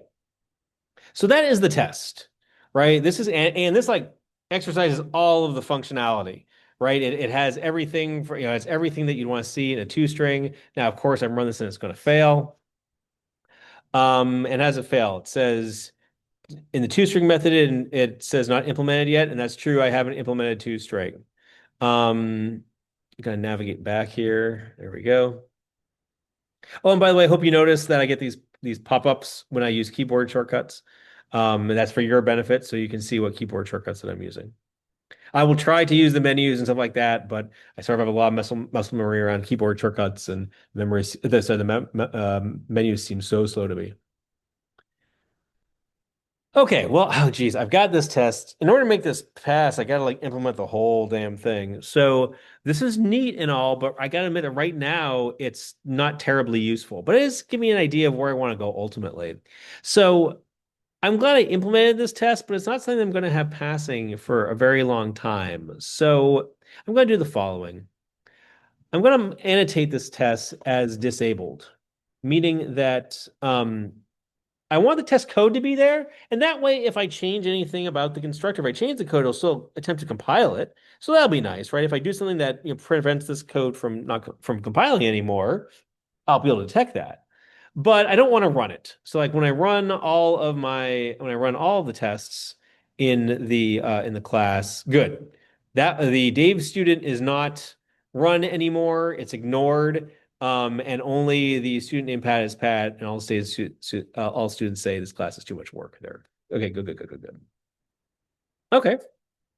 So this is like I'll just commit this and I'll say added a test for the end-to-end functionality of the Dave student. It's not going to pass for a while. Oops. And it's okay, right? It's actually, I mean, I think it's nice to be able to explore, oops, to explore like ultimately what your code should do. And we can check back in on this, as things progress to see, how things, to see how close I'm getting to this. Let's get these other ones.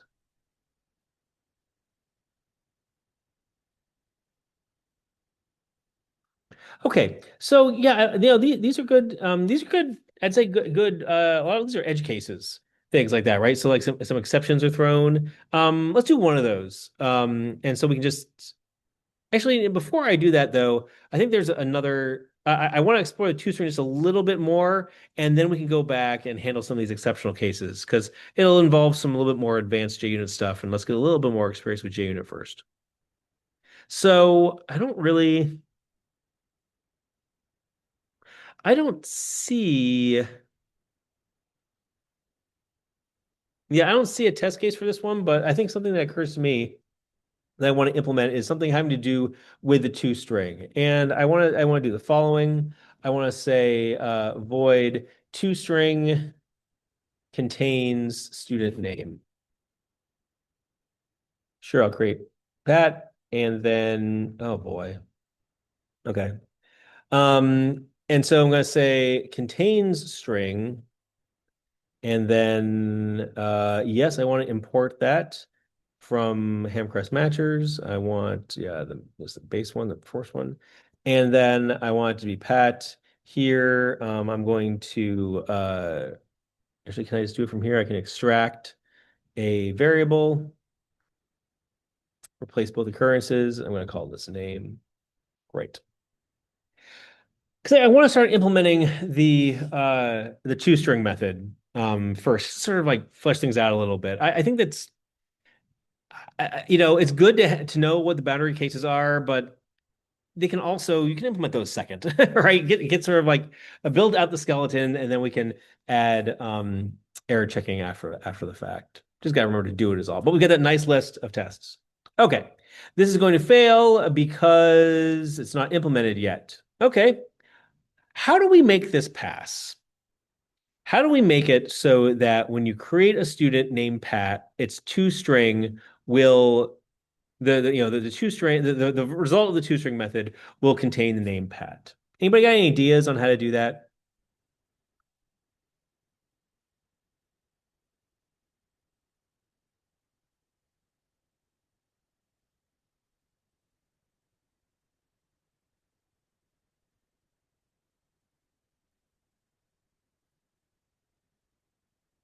Let's look at the code. So we have the student constructor, we invoke this. Notice that like all these are grayed out because, oh yeah, the parameter is never used. That's a smell that maybe we should be doing some of that at some point, but not quite right now. We call super.name. What does super and in the name where we have this test about name, what does super.name do? Well, this puts it in this name field. Where is that name field declared? That's up an animal? Well, that's interesting. Oh, that's interesting. Okay. And look, oh, there's a get name. Well, let's see here. We've got a get name method that'll return the name. So if I go back to student, I can get the name of the student by invoking get name. And so then if I just have my two string return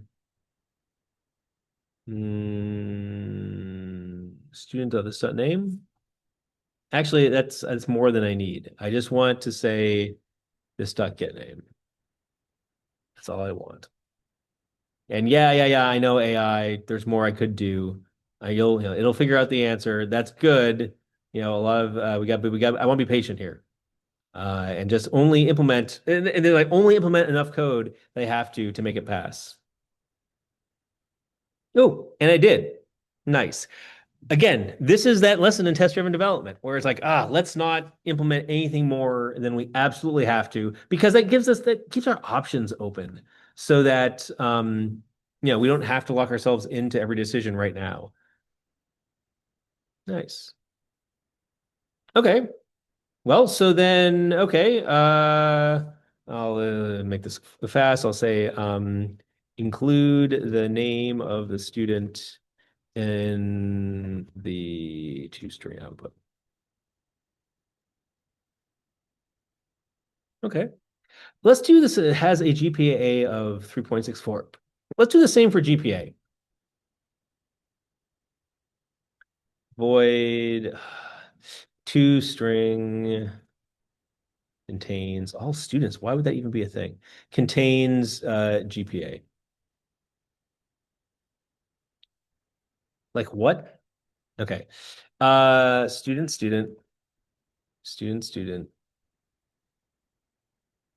equals new student name and new array of this. Okay, great. 364 male. Okay, now I'm going to extract a variable for this so they can then use it in the assert later.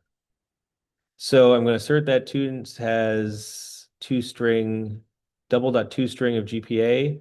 Yeah, or I can just say this. I'm going to say has a GPA of 3.64.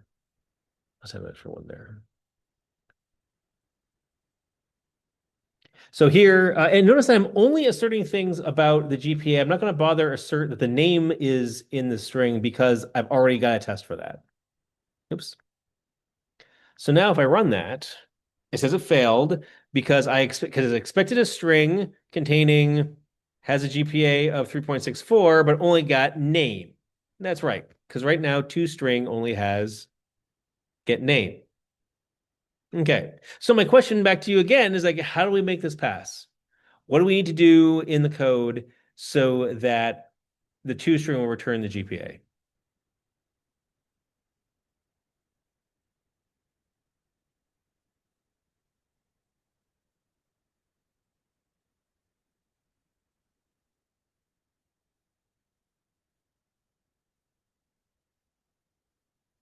Add that functionality to toString. Okay, great. So yeah, let's see here. Has a GPA. Oops. Has a GPA of, jeez. And then has a GPA of what? This dot GPA? Doesn't like this dot GPA. By the way, when I say this, I'm referring to a field named GPA as opposed to like a variable or a parameter of GPA. Well, it doesn't like that because, yep, it cannot resolve symbol. So I'm going to say, oh yeah, create field GPA in student. Yeah, let's do that. Great. GPA, our GPA is a double. Nice. Okay, let's run it again. Oops. Okay. So it is a string containing has a GPA of 3.64, but it was name has a GPA of 0.0. Oh, why is that 0.0?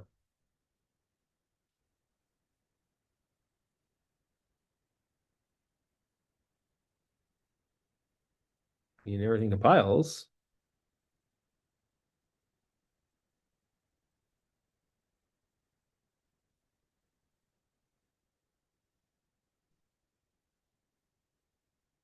Any ideas?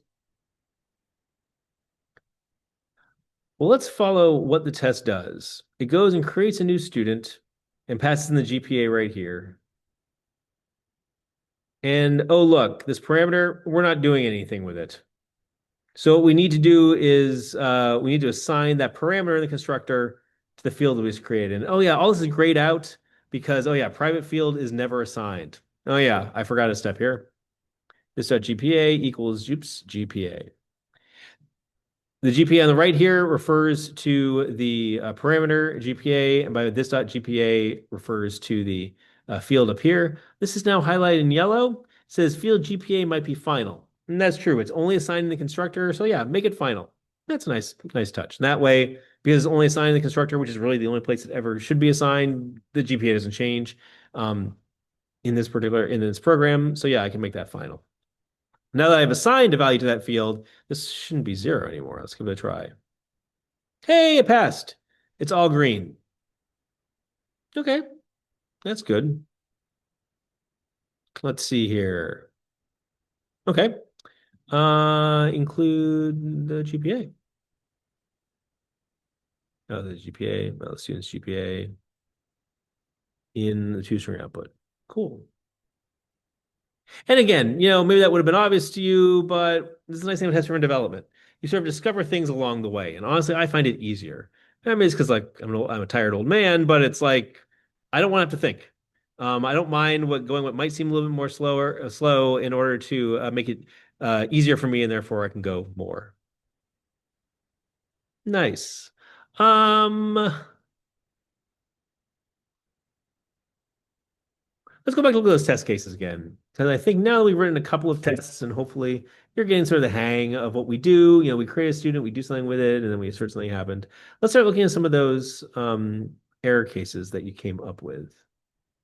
I like this one right here. Yeah. So we got Joe, a student named Joe, taking a great class with a negative GPA. And when you instantiate it, it should throw an invalid range exception. Yeah, I like that. So I'm going to say void negative GPA throws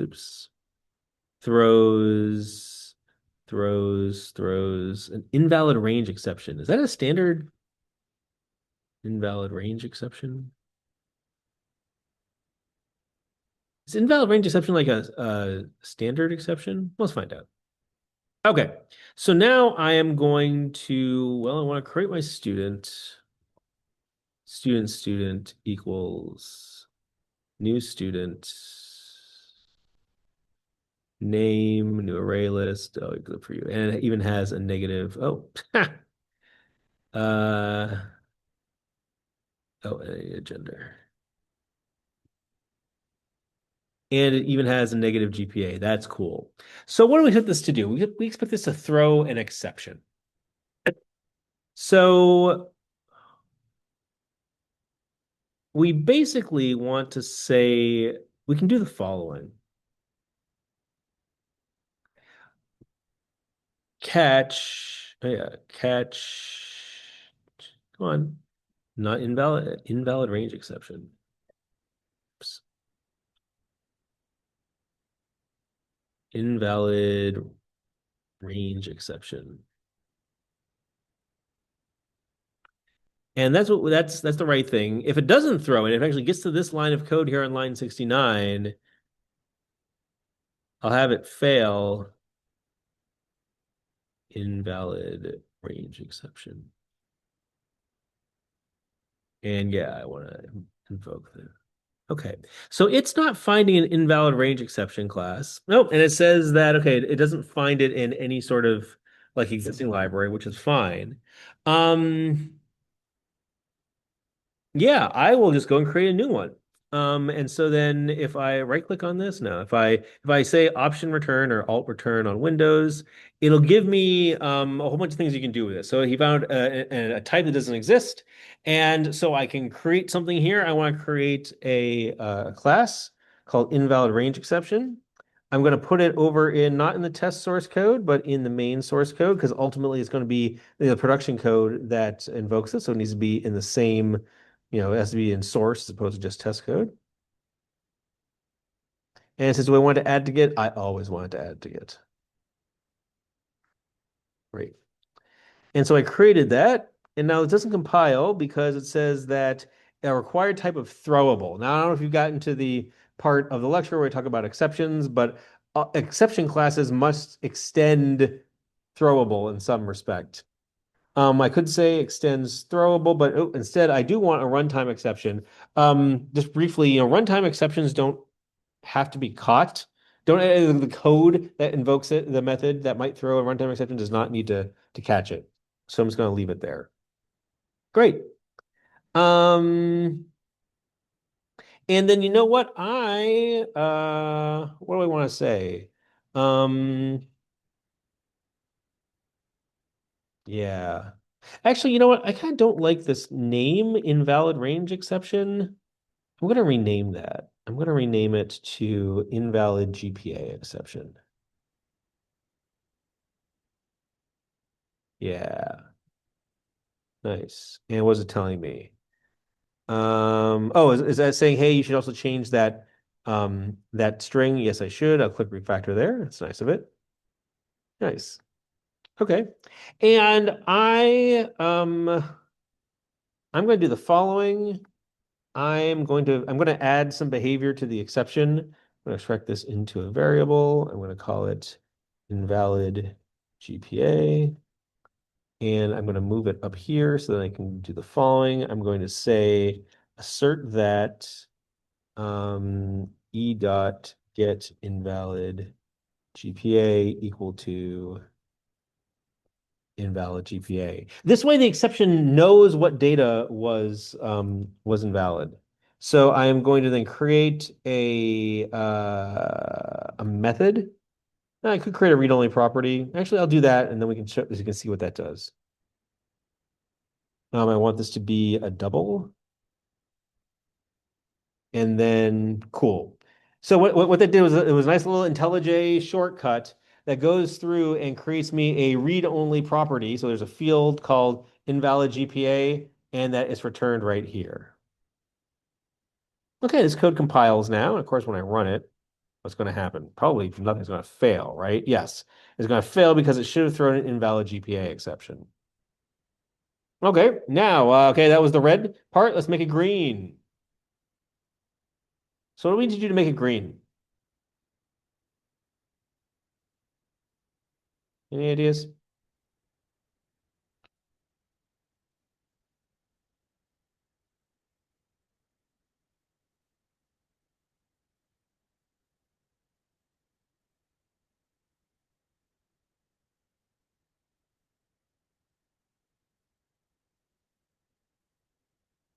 We need to add some logic to check GPA.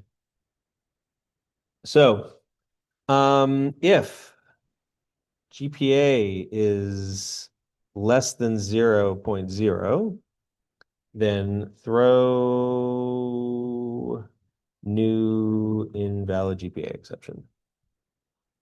Right, so here's the error checking. So before we go and assign it, we'll say, hey, listen, if it's less than 0, then throw an invalid GPA. Now, note that this is the only error checking that I did. This is the only, now, granted, we can say that, a GPA greater than 4.0 or whatever is also invalid. But we don't have a test for that yet, so I'm not going to write that code yet.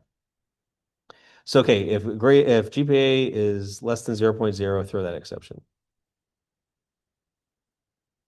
Oh, nice. Okay, so it filled in a different way. Said expected -1, but was 0. And I'm guessing that this was from, oh, right, this code right here, get invalid GPA is returning 0 because I never assigned that invalid GPA. Or I never, so if we go and look at this class, so look at this. Yeah, nothing is ever assigned to invalid GPA. Oops. So what am I going to do? I'm going to add, I'll go back over to student. I'm going to pass the GPA into the constructor here. It's saying there's no such constructor, but I'm going to say create that constructor. Cool. I'm going to call it invalid GPA. And well, that's nice that it does that, but oops, what's all that? Why is that gray? Tabbed complete. Thanks, Copilot. It invokes the super constructor. Do I need to do that? Okay, I'm not going to do that then. Oh, and it's saying this is maybe final. I'll make that final because it's only assigned to the constructor. Now I'm going to run it again. Nice. So, let's see here. Let's look for opportunities to refactor. I don't see anything here. That's pretty straightforward. The student test, that's pretty straightforward too. Student, boy, that's pretty straightforward. So I think that's no, there aren't any opportunities to refactor. So I'm going to just commit this code, but then we're going to look at something else here. Validate that the GPA is greater than 0. So look at what we did here. What's interesting here is that as part of like the brainstorming of what the behavior should be, you define like these new exception types. This is a very common thing to do as part of your Java code, as part of the API for your code. It's important to document, to understand how errors are conveyed. And so you end up writing exception classes to represent, when exceptional behavior takes place. Now there's one more, I guess this technically is a refactoring that I want to do. So what we did here, where we have a try catch block and we catch the exception, this works, but it's kind of an old school way of doing it. In version 5 of JUnit, they introduced something called assert throws, which will execute a little block of code And if a certain exception is, if an expected type of exception is thrown, then it will return that exception so you can interrogate it. And if the exception isn't thrown, then the assertion will fail. So I am then going to change this code to use that assert throws instead. So I'm going to say, let's see here, assert throws. Yep. Now it takes the expected type. Yep, that's good. And so it basically says, hey, listen, I'm going to assert that I expect an invalid GPA exception to be thrown when oh gosh, okay, Copilot. When that code is called. Oops. Now I'm using the Lambda syntax here. I guess it doesn't really need that. This is a language syntax for doing like functional programming here. So basically, this right here is like, well, like a little method call. Actually, a little function that takes 0 arguments and creates a new student. For tonight, just sort of like understand that this is the syntax. There's a lecture about functional programming in Java that's a couple weeks off. So if you're really interested, go ahead and skip ahead to that. Otherwise, just understand that this is how you use assert throws. So we're going to, actually, I'm just going to keep that code down below also, and we're going to rerun this again. Yay, and that passed, which means that when we invoked this new student, that yes, the invalid GPA exception was thrown. But we've lost this assert down here. The cool thing about assert throws is that assert throws actually returns the exception object that was thrown. So what I can do here is I can assign the value of my assert throws off to an exception, and now I can do this same assertion. And I'm just going to get rid of this code now because I don't need it anymore. And I'm going to rerun it. Yay. And now I'm doing the same thing they did before with a lot less code using sort of more modern ways of asserting that exceptions are thrown. I use assert throws to then invoke some code, and I expected an exception to be thrown. And when it is, it'll return it into that variable. If it's not thrown, then the test will fail.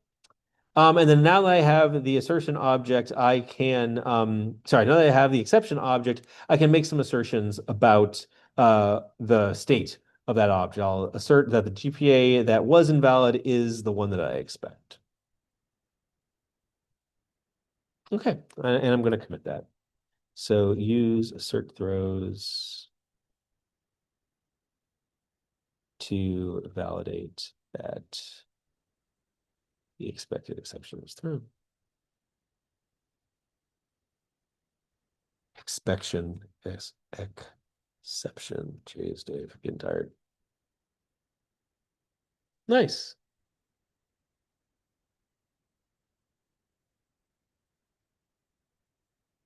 And so this is the essence of test-driven development.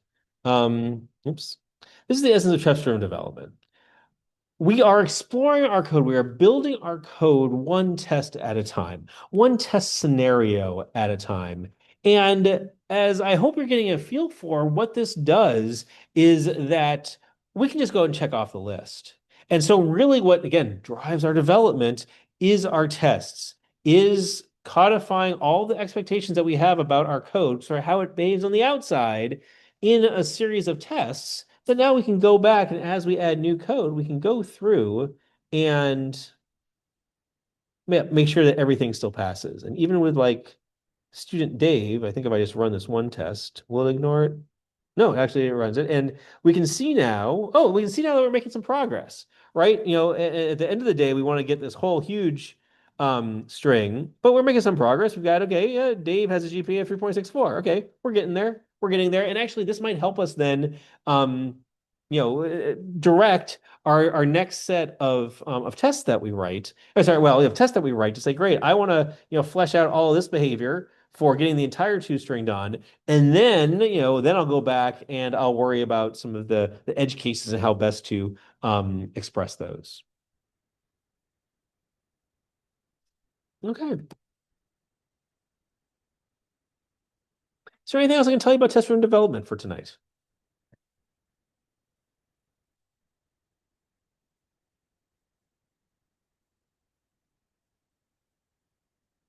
Okay. Well, I'll see everybody on Wednesday in 2 days. Just wanted to call out a couple of things. Quiz one, your first quiz, it's all about Git, I believe, is due before class on Wednesday. Please be sure to do it if you haven't done it already. If you don't see it on campus for whatever reason, please let me know in Slack. I'll make sure that it's available. Please do that before class on Wednesday. And then on Wednesday, we will continue with more test-driven development. We'll dig into the testing the command line. So we'll see how to work with the command line and we'll write some tests there. We'll also talk about Project One and how to submit it, how to what the expectations are for testing and the expectations are for documentation. So lots of stuff to cover on Wednesday. I look forward to seeing you then. Have a great one, everybody. Bye.